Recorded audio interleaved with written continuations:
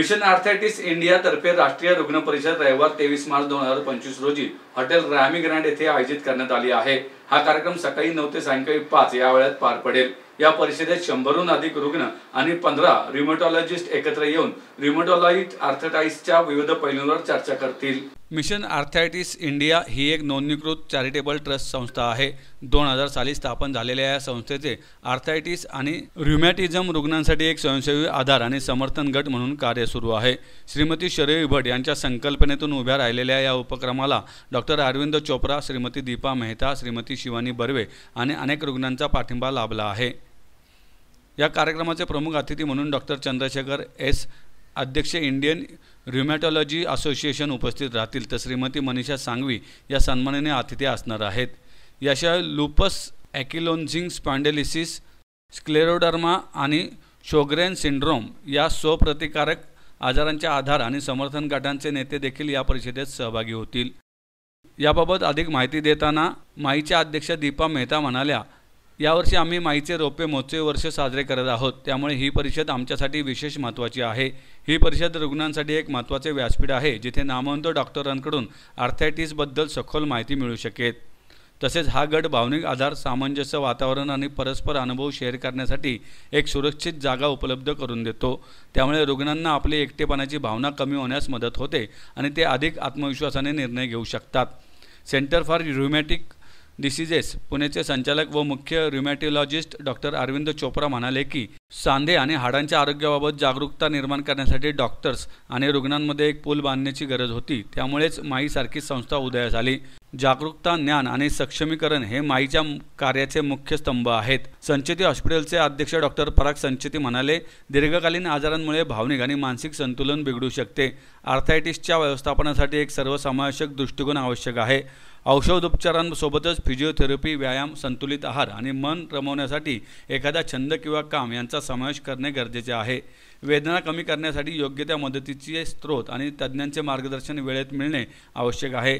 यामध्ये माईसारख्या रुग्ण समर्थन संस्था फार महत्त्वाची भूमिका बजावतात। सेंटर फॉर ऱ्युमॅटिक डिसीजेस पुणेचे संचालक व मुख्य ऱ्युमॅटॉलॉजिस्ट डॉक्टर अरविंद चोप्रा आणि त्यांच्या सहकार्यांनी WHO COP कोड कार्यक्रमांतर्गत भारतातील विविध भागांमध्ये सर्वेक्षण करून ऱ्युमॅटिक वेदना आणि आर्थरायटिसच्या मोठ्या प्रमाणावरील समस्या ओळखल्या आहेत। विशेषतः महिलांमध्ये हा आजार अधिक प्रमाणात आढळतो असं त्यांनी म्हटलंय। At Hotel Ramy Grand from morning 9 to 5 p.m. followed by of course entertainment and dinner. Our chief guest is going to be Dr. Chandrasekhar from Bengaluru, who is the IRA president. Our guest of honor is going to be Mrs. Manisha Sangavi, one of the best leader educationists that I have ever seen. Thanks to Sancheti Hospital for guiding us on that. And of course there will be lectures not only pertaining to medication or joints. We are inviting दूसरे patient leaders हैं, जो दूसरे groups हैं India के, काफी सारे groups हैं patient support group के। माई एक ऐसा ऑर्गेनाइजेशन जहाँ पे हर तरीके का आर्थराइटिस कवर करता है। बाकी सारे जो है ग्रुप्स जैसे लूपस इंडिया है, श्रोग्रेन्स इंडिया है, AS है, स्टैंड फॉर AS, वो सभी लोग यहाँ पे आने वाले हैं। We have wanted a common platform for patients, patient leaders, doctors and everybody. एक तर रुमॅटॉइड आर्थरायटिसचा जेव्हा पेशंटला त्रास होतो, ज्याला आम्ही आमवात म्हणतो, वयामानाने होणारी झीज त्याला ऑस्टिओआर्थरायटिस म्हणतात। आणि ही जी झीज रुमॅटॉइड आर्थरायटिस मुळे ती 20, 25, 30 वर्षात होऊ शकते, कमी वयात होऊ शकते, जुवेनाइल आर्थरायटिस होऊ शकतात, JRA ज्याला आम्ही म्हणतो।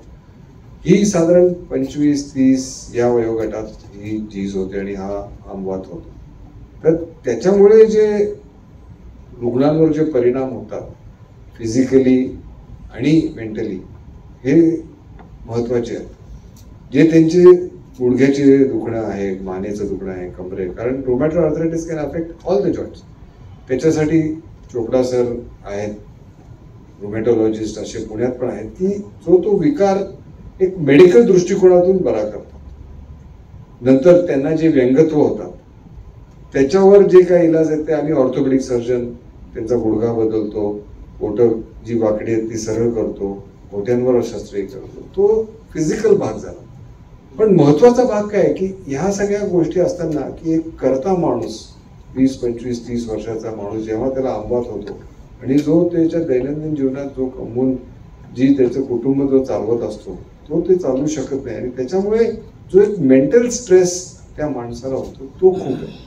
त्यामुळे जो माईनी आज एक माई हेल्पलाईन किंवा माई व्हर्च्युअल काउन्सिलिंग ग्रुप जो आज अनाऊन्स केला आहे त्याला खूप महत्व आहे. कारण गोळ्या औषध घेऊन तो बरा होईल चोपडा सरांकडे, माझ्याकडे येऊन त्याचं व्यंगत्व जाईल, पण ज्याला जो एक वेळ लागतो त्याला एक काउन्सिलिंग लागतं, त्याला एक गायडन्स लागतं की rheumatoid arthritis is not the end of the life. हा बरा होण्यासारखा विकार आहे. आज तुम्ही माईचे जे कमिटी मेंबर्स बघतायत ते सगळ्यांना रुमॅटॉइड आर्थरायटिस आणि ते ही संस्था इतक्या यशस्वीपणे 25 वर्ष चालत आहेत. ह्याचं कारण काय की they are mentally coped up with this disease. Some people cannot आणि मग ते खचून जातात, नाही ते खचून मग डिप्रेशन मध्ये जातात की एवढ्या गोळ्या एवढ्या औषधं मलाच का झालं. काही काही लोक सुसाईडचे अटेम्प्ट करतात, काही काही लोक कामं सोडून घरी बसतात, get in to some addiction also. तर हे सगळं असताना मला वाटतं जे 25 वर्ष जे माईने सातत्याने काम केलं आहे आणि ते जे आज एक माई हेल्पलाईन किंवा माई व्हर्च्युअल गायडन्स सेंटर जो आज घोषित करत आहेत त्याला खूप महत्व आहे.